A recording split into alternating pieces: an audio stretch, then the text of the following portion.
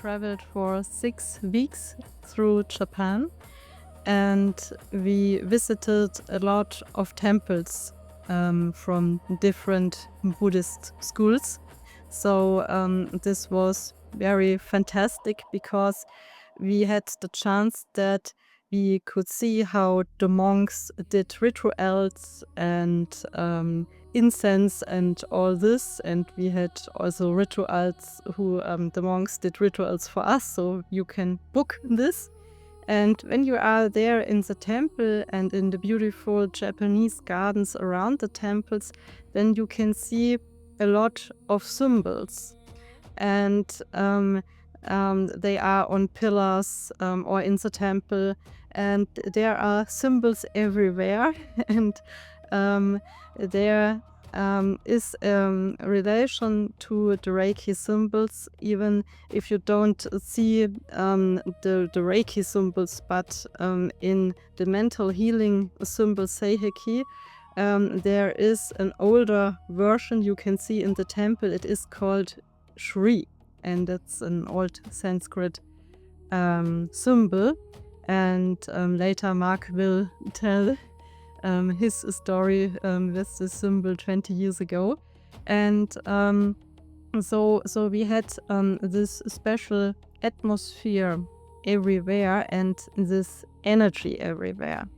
And so when we visited all these temples, we could feel that now we are at a place where Reiki was born, and Reiki is a syncretism from different traditions, from Buddhism and shamanism. And in Japan, the shamanism is called Shinto, but there are also a lot of Chinese influences from Taoism. Taoism is also, we say it's a philosophy, but it's very related to shamanism, to nature. And all these things come together in Japan, and in Japan they made a mix from all of this. You have a temple, and then there's also a Shinto shrine, and some Buddhas are also worshipped as kamis in the shrine. So it's really it's mixed, and it's like a wonderland, very fantastic. And there is where Reiki was born. Reiki is a syncretism which was born from a syncretism culture, you can say. Yes, and you also see this in the Reiki symbols. So can I ask you a question about this? Because with what you're sharing, it sounds like, you mentioned there were a lot of symbols at the temples and on different pillars. So I think a lot, especially in the West, we associate, the symbols with Reiki, the ones that we learn within the system. But it sounds like you're saying that symbolism is very, perhaps, big in the culture already, even beyond Reiki symbols. Is it just a common thing that symbols are a big part of all of these practices?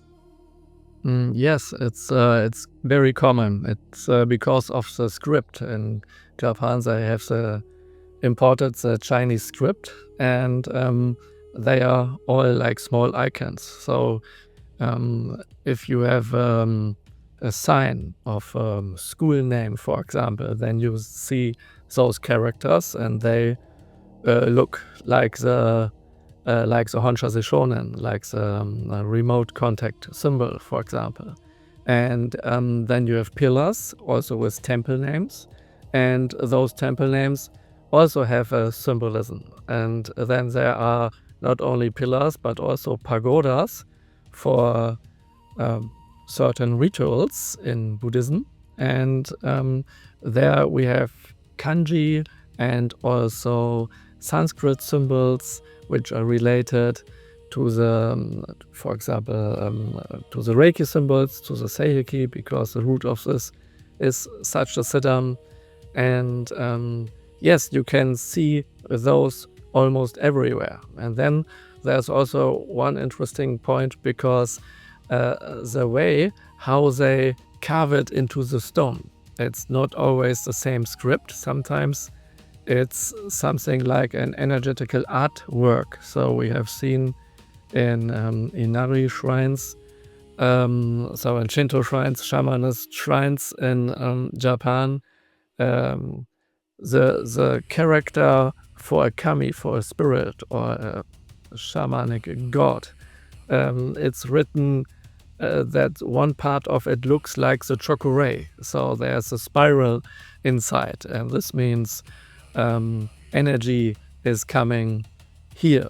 And if you translate chokurei just this word, then it means that the spiritually will come here and now at the moment. And so this means the symbolism is one part is just the meaning of words, and one part is the energy or sacred, holy, and secret symbols. And people who know it, they know, oh, this is the spirit character is about energy that comes inside. And people who don't know it, they think, oh, what a nice calligraphy, for example. Yeah. So if you know something, then you can read and understand the deeper and hidden meaning. So there's always something like a key. If you don't know, you just say, oh, what a nice stone, take a picture and go on. And same, for example, in Kurama Mountains. When we went there, a lot of people went to Kurama Mountains. They climbed up the mountain, looked at everything, and were wondering where was Usui doing his meditation, and then they climbed down again. It took us about 5 days to see everything on the same path, what you can do in a few hours, because there's so many small Shinto shrines, where in each shrine is a spirit, and it's possible to talk with those spirits and to know more about the Kurama mountain or about Reiki, because they know a lot and they can talk about it and the connection to nature.